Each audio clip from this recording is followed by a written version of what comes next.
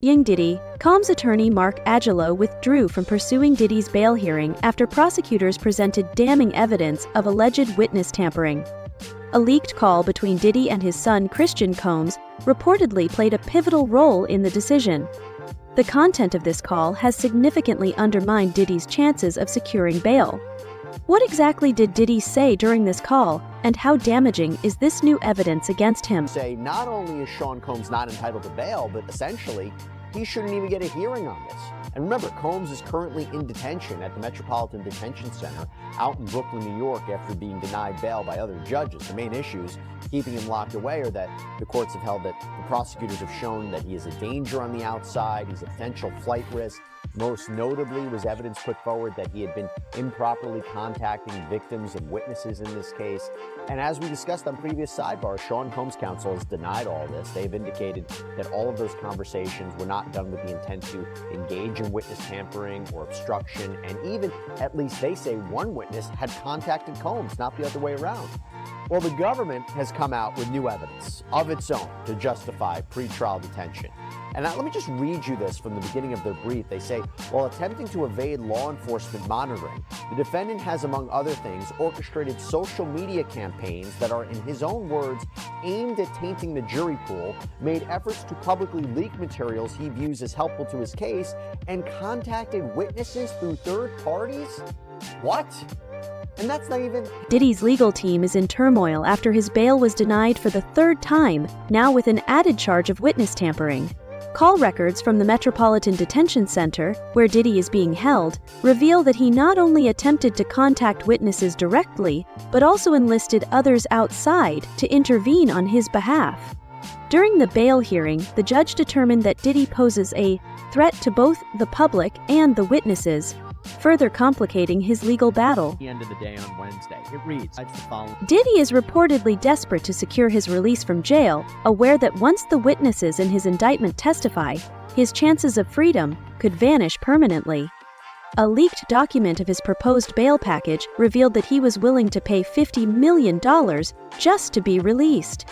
Despite submitting his and his family's passports to the court, suspicions that Diddy may possess a secret second passport have led the judge to deny his bail request, leaving him behind bars. The team has said we're going to put together the proposed bail package.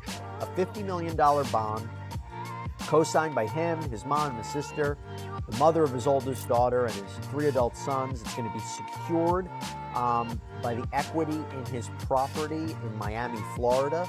Home detention, his passport will be surrendered. The government said that's insufficient. They said, look at the charges, look at the weight of the evidence that I just mentioned. They said they have allegations that he and his associates were trying to tamper with witness testimony last year so that they wouldn't cooperate with the government.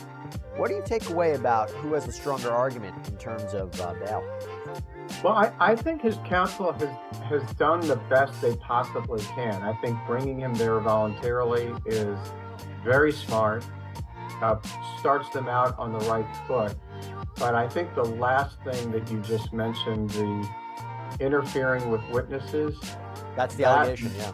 Yeah, if that's true, or I should say, if there's real indicia that happened, I think that might tip the scales in favor of not letting him out pending trial, because I think, and you know this, I think judges take an extraordinarily dim view of that, and that might be the factor that tips us. The decision to deny Diddy's bail and keep him in federal custody until May 2025, when his trial is scheduled, came after a revealing call recording surfaced.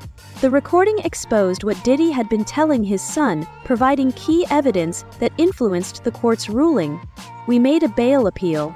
The prosecution alleges that in the leaked call, Diddy was instructing his son to take care of witnesses, referring to them cryptically as pizza boxes. Additionally, Diddy reportedly alluded to incriminating recordings, which he referred to as plastic, further complicating his defense. I entertain none of this nonsense and nothing over the phone. I'm gonna need you to get rid of all the leftover pizza boxes. The what? All the boxes left over from the pizza. All the boxes. Okay. Make sure You recycle the plastic like we talked about. Yeah. Did Jay reach out yet? Nah, Pop. He ghosting. What the f is this motherfucker doing? These things sweet now, cause I'm in here. It's all good. You about to get out on bail. Nah, hey yo, check this out. Need you to reach out to the producer. Let these motherfuckers know there's a release date for that new Netflix movie. Alright, Pop. It's fucking crazy right now. Everybody out there quiet as motherfucker around him. Yeah. Yeah, exactly. We gonna let them have their little fun, but I'm still gonna have a laugh. What about all these lawsuits though, Pop? Ain't none of them getting shit. I ain't worth nothing. Ain't got shit in my name anyway. Don't even worry about it. Bunch of money hungry. C's desperation appears to stem from the mounting evidence against him, including incriminating recordings that reportedly show him in intimate relations with minors. Despite knowing his communications are monitored, he has allegedly attempted to contact witnesses, underscoring his panic. Adding to his woes, 8 tapes have reportedly been handed over to the FBI by a close associate of his late ex-wife, Kim Porter. Alongside these tapes, an alleged document authored by Kim Porter has surfaced, purportedly detailing Diddy's crimes. Reader's note. Those statements include descriptions. Without the tapped calls, Diddy's downfall seems inevitable. The same tapes he allegedly used to silence his victims are now in FBI custody, freeing these individuals from his control. Multiple witnesses Diddy contacted are stepping forward, reporting his illegal calls to authorities. Some have also revealed that people close to Diddy have reached out, offering money in exchange for their silence. Allegedly, one minor was offered $100 million because they possessed the original tape of the infamous freak-off, adding another layer of gravity to the case. Despite the judge's ruling denying Diddy's bail, his attorney has announced plans to try for bail again. With Diddy reportedly determined to continue pushing for his release, however, this strategy might backfire. His focus should be on preparing for his trial instead of pursuing bail.